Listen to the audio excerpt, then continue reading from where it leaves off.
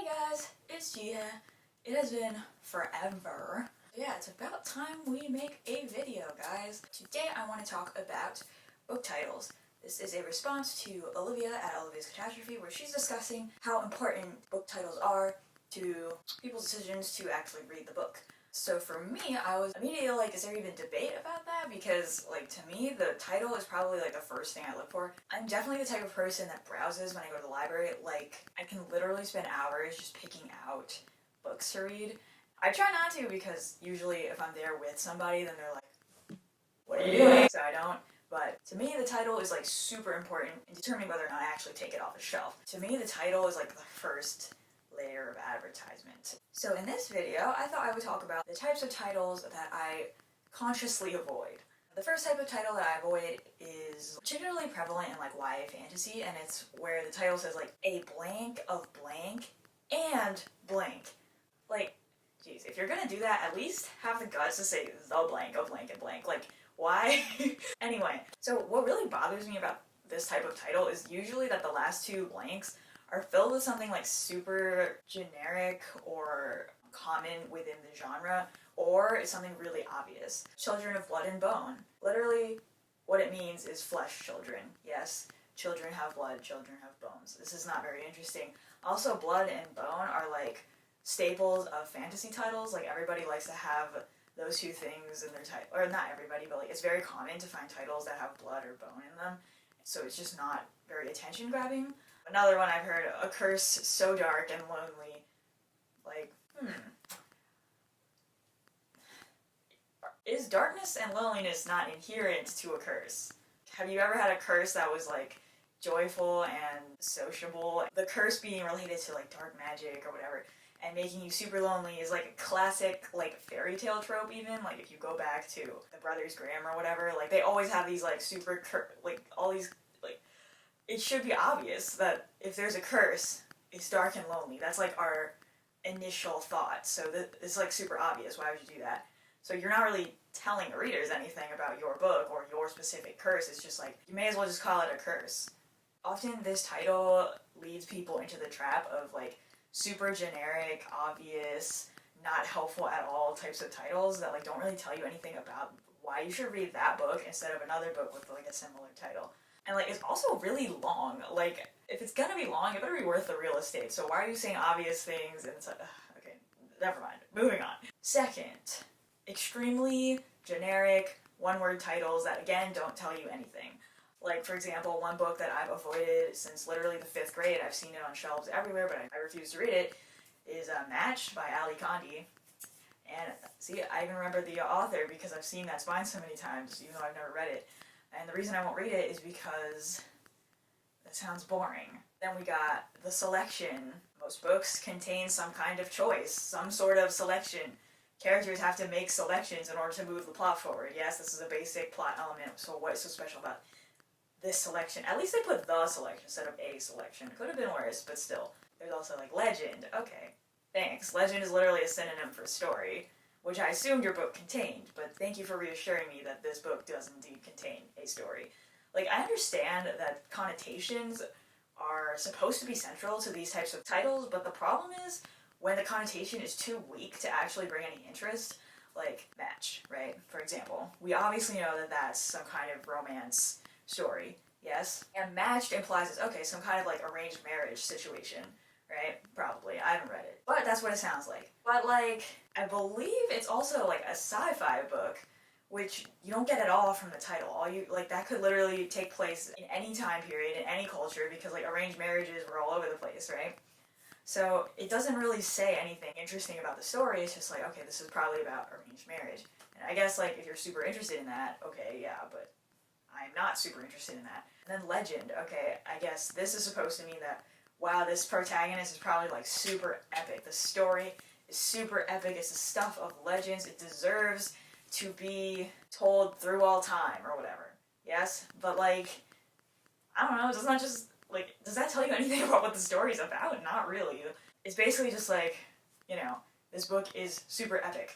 Okay, lots of books make that claim about, like, Plus, you're making it about yourself. Like, if you're claiming that you yourself are epic, is that really that credible? Just saying. Basically, what bothers me about these one-word titles is if it doesn't communicate enough information, like, why should I read about this specific instance of matchmaking or this specific epic story when I could go somewhere else and find a different story about matchmaking or, you know, a different epic story, because those are like super broad categories that it'd be really easy to find another book like that.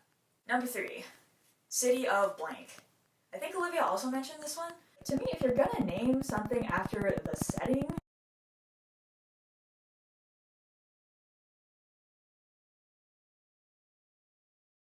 so I'm gonna do it. Like, take City of Ember, for example. That's a good example of naming your book after the setting, because the setting is super important to the plot, it's unique, world building, and it's central to the story. Like, in some way, the story is about the setting.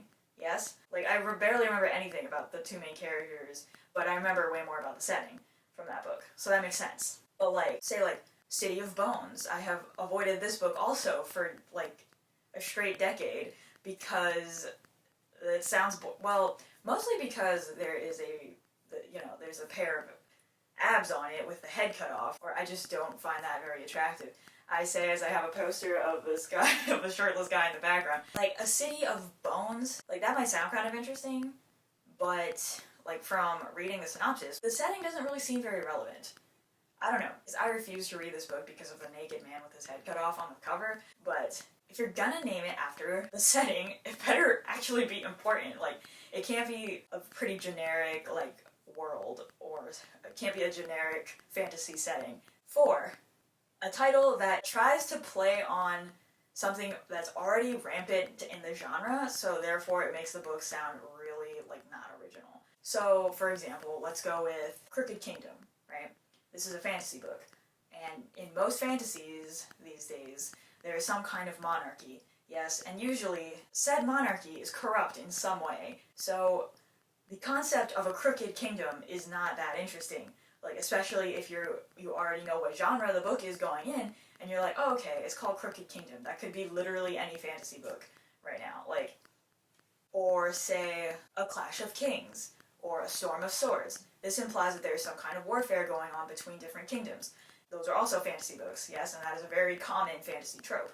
Usually, if there's a kingdom, there's some kind of war going on, blah, blah, blah. It's a super common trope in the genre. So why would you choose a title that just plays on, like, super overdone tropes? Because that's not an interesting title. It's not an interesting title. I mean, okay, so those 2 examples might be relying on the interesting titles of their first books in the series because they're all sequels. So in that case, I think it's a bit more acceptable, but, like, if they were standalones, I would never pick them up because, like, they have the most boring titles. It's basically like fantasy book. Some examples of titles that I think don't do this are Game of Thrones, which Olivia also talked about, because normally you would think that a throne is super important, so you shouldn't trivialize it. A Game of Thrones makes it sound like they're treating this throne in a way that is counterintuitive. And that, like, counterintuitiveness, I think, is really important for generating interest in your book. And Game of Thrones actually does play to common tropes in the genre, which is, like, fighting for a throne, but by calling it a game instead of, like, a war, that makes it seem more interesting. Then we got Throne of Glass. Now, I tried to read this and I hated it, but I do think it has a good title, because normally you think a throne should be, like, really solid, you know, sturdy, well set, but instead it's made of glass, so if you sit on it, it's going to break and you're going to get broken glass on your butt. I think that's an intriguing title as well. So yeah, I think if you're going to make your title kind of genre specific, I understand why, because you want to attract readers that like the genre, obviously. But you shouldn't literally name it after a trope, or, like, you know, something that's super, super common that you can find in almost any fantasy book, because otherwise that's not very interesting or unique. 5. Anything with the name of the character or a character in the title. Take, for example, Eleanor and Park, right? Well, okay. After I found out that Park was actually supposed to be a Korean boy and not an actual park, like with trees and benches and stuff, even then I wasn't interested in reading the book because, well, first of all, that's a terrible name for an Asian American kid, because Park is not first name, it's a last name. But anyways, why should I care about Eleanor, or why should I want to read about Eleanor and or Park before I've even read the book? Same deal with, like, books that begin with the girl that blah blah blah, or the boy who blah blah blah, because that's in a way still naming your book after the character. So the following description of said boy or girl had better be like super duper interesting, and it should try to generate that like counterintuitiveness that makes you interested in the book, generate a question and be like, huh, wonder what this book is about. Otherwise, I'm really not interested in this hypothetical girl or boy in an extremely generic situation. Number 6, Queen of something. Now, like I said before, this kind of has the same deal as like A Clash of Kings, A Storm of Swords, Crooked Kingdom. Like, this had better create some kind of contradiction, otherwise it's not very interesting, because again, royalty trope, super common in fantasy, especially YA fantasy. Well, if you take something like Queen of Nothing, like, I think that's a pretty interesting title. That has that counterintuitiveness that I mentioned before. You don't normally think a queen should be a queen of nothing. You would think she has, like, an entire kingdom or whatever. But, the problem I have with Queen of something titles, or anything with the word queen in it, honestly, is that there's just so many YA books right now that have the word queen in the title. And especially, like, titles that sound super edgy. The market is extremely oversaturated with edgy queens. I can't remember the difference between all of them. Maybe instead of putting a death tournament for peasants in every single book, they should put a death tournament for queens in the next YA trilogy, so that we can, like, get rid of some of these people, because, wow, too many queens, man. And number 7, and this one is really just like a personal pet peeve that I don't really have a reason for other than that I think it's cringy. And that's like anything that's a verb and then me. Like, this book series I've been avoiding since elementary school is the Shatter Me series. Like, no, thank you. And then, like, as I grew up, I saw more books get published in that series, and my school library would always have them. And then eventually I was like, maybe I should read it, just because, like, it's everywhere, so maybe it's good. Like, maybe it's good for kids my age, because everybody apparently likes to read it. Maybe it's actually not that good, because it was always there, instead of being checked out, but anyway. And then I saw the one that came out that said, Unravel Me. No. And, like, I think this is a super common in, like, the romance genre, which is probably why it seems cringy to me, because I'm like, no. It's like when people, like, are really horny or really thirsty for someone, and they're like, destroy me, or like, step on me. It's, like, kind of like that. Like, that's the feeling I get from it, and I'm like, oh, no.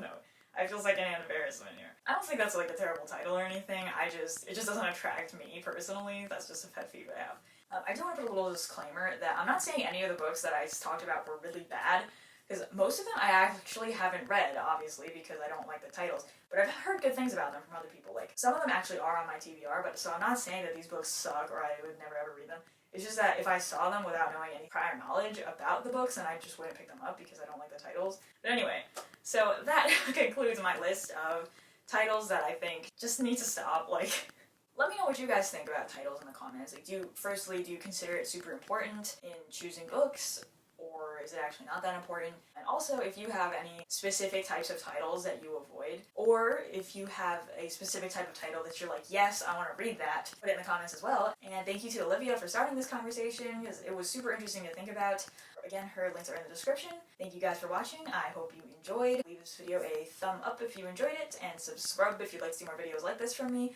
And I will see you guys in the next video. Bye! Also, fun fact, I already filmed this video, but it had been so long since I last recorded a video that I was literally talking at this speed for the entire video, and it was way too difficult to understand, so I decided to refilm it. Okay,